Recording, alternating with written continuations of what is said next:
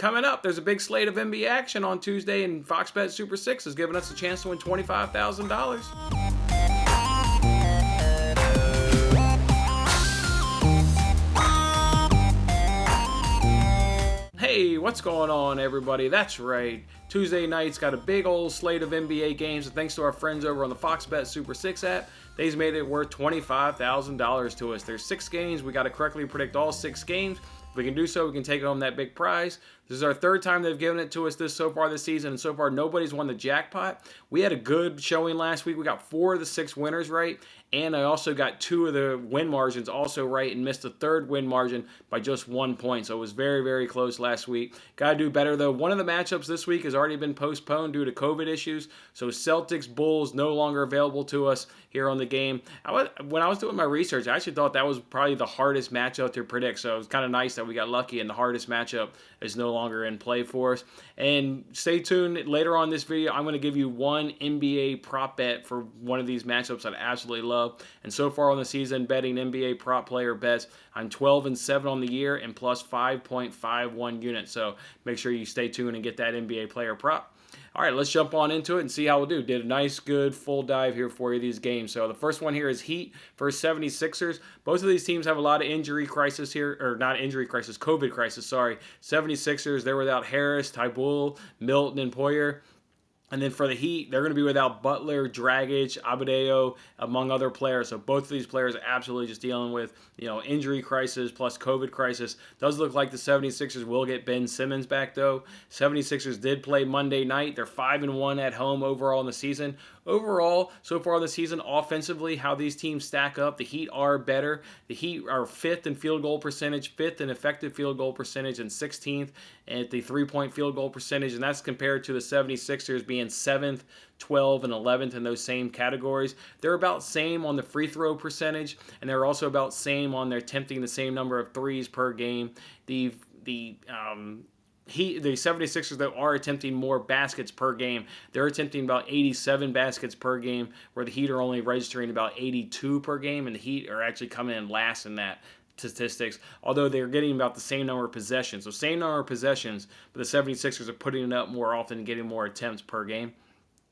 Defensively, they're really good defensively. They're 2 of the better clubs in the league, and they're about same on field goal percentage allowed, effective field goal percentage allowed, and three-point field goal percentage allowed. 76ers opponents have attempted 6 more threes per game, and the Heat are second and last in percentage opponents points. The percentage of points, opponents' percentage points from 3 are last, or second to last, I should say. The 76ers are at 34% as compared to that Heat 40%. In terms of rebounding, no real edge here in rebounding. The 76ers will get 5 more, but they also, and they allow roughly the same, though, in terms of rebounding. This one here was a little bit tough to handicap as well because of the COVID crisis and everything that's going on between these clubs.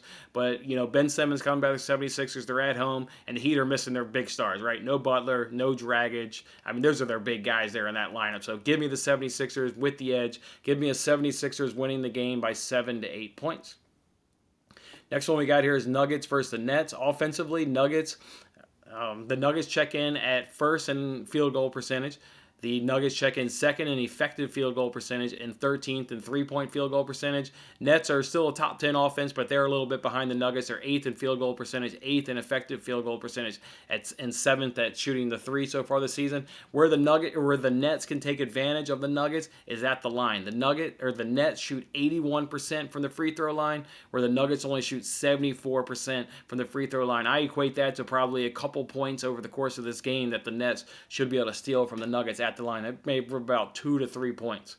The Nets are also getting 5 more possessions per game, and they're attempting 3 more threes per game as well than the Nuggets. So that's really good. Defensively, the huge edge to the Nets. I mean, absolutely huge edge here. Go to the Nets. They're 3rd, 1st, and 9th in opponent's field goal percentage, effective field goal percentage, and three-point field goal percentage. That compares to the Nuggets 22, 22, 23. So, top 5, top 10 defense going up against a really poor bottom of the league defense. In terms of points allowed via the 3, that's roughly the same for attempts and the percentage of points, all coming from the 3. Rebounds, got to give the edge to Denver. It's slightly, but Denver does have the rebounding edge. They get the same amount of rebounds per game, but the Nuggets allow about 7 less per game, where they're ranked fourth in defensive rebounds allowed, where the Nets are allowed 24th. So slight edge does go to the Nuggets there in terms of rebounding. In terms of this one, though, I just like the Nets here. A little bit less worse offense, but their big advantage is going to come on the defensive end. The Nuggets just let their opponents shoot the ball too well, too high of a percentage, and the Nets ought to clamp down.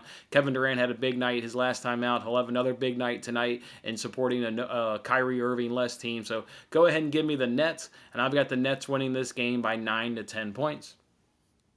Next one we got here is Jazz are going up against the Cavs. Offensively, the teams shoot about the same field goal percentage. No real discrepancy there. But where the Jazz are better, the Jazz are better at three. They're 3% better at effective field goal percentage and shooting from the three. So a little bit better, 3% better from that range.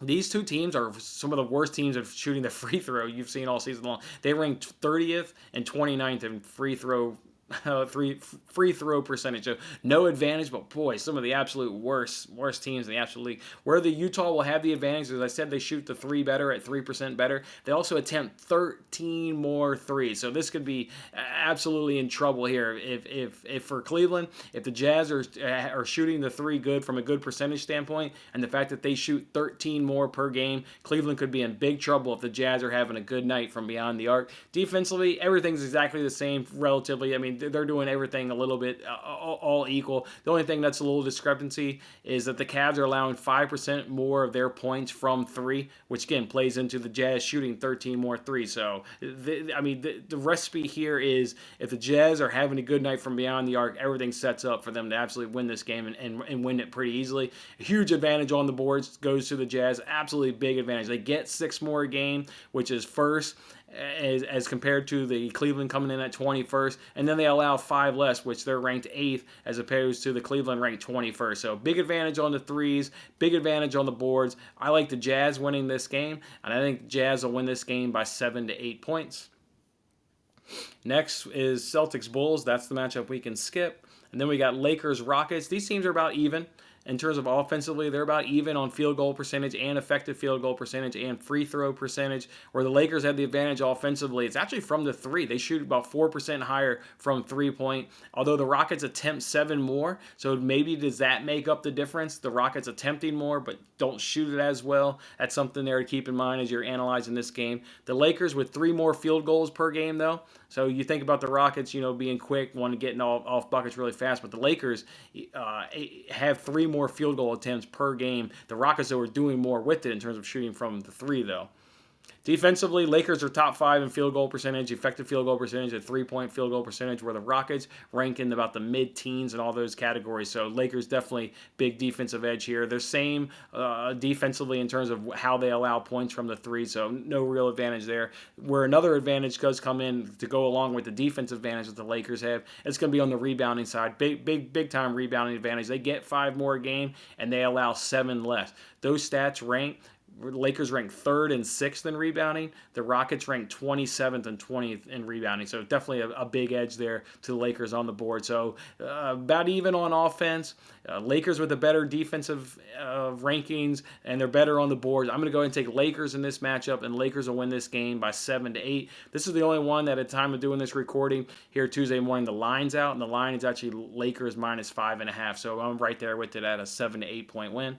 And then the last game they give us here is Pacers versus Warriors. Look, the Pacers played on Monday night, but if we go ahead and break down these two teams offensively, the Pacers shoot 4% better from field goal percentage and effective field goal percentage. They're about same on 3-point field goal percentage. The Warriors are 5% better, though, on the free throw advantage. I think that'll get them about maybe 1 extra point or 2 extra points over the course of the game from the free throw line. The Warriors attempt 5 more threes over the course of a game. The Warriors get 4 more possessions over the course of the game, but they're about even on field goal attempts per game. So Warriors may get more possessions, but in terms of field goal attempts per game, they're about dead even on that one.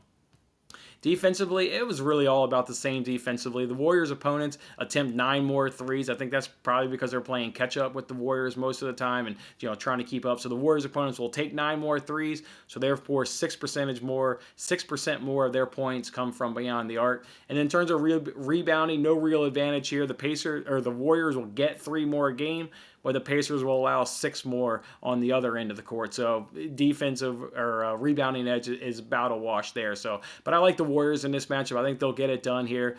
Pacers playing on the back end of a back-to-back. Warriors at home. They'll shoot the ball well on their home court from beyond the arc. So go ahead and give me Warriors winning this game by 5-6. All right, now for your NBA player prop that I promised you guys, I'm going to go ahead and take Kevin Durant over 29.5 points, and I already made that bet over at PointsBet, and that's minus 115. So you can find Kevin Durant over 29.5 points for your NBA player prop. If you want more player props, again, guys, I'm 12-7 on the season and plus 5.51 units. I'll have about 4 to 5 more NBA player props around these games on today's daily show. So come back and check out today's daily show if you're interested in any more NBA player props where we remain fire on those. But good luck on your chance to win $25,000 on the Fox Bet Super 6 app for Tuesday's NBA slate action. As always, I hope to have helped you. Go ahead and like this button, or go ahead and hit that like button if I've been of help to you. Otherwise, I'll see you guys on the next contest.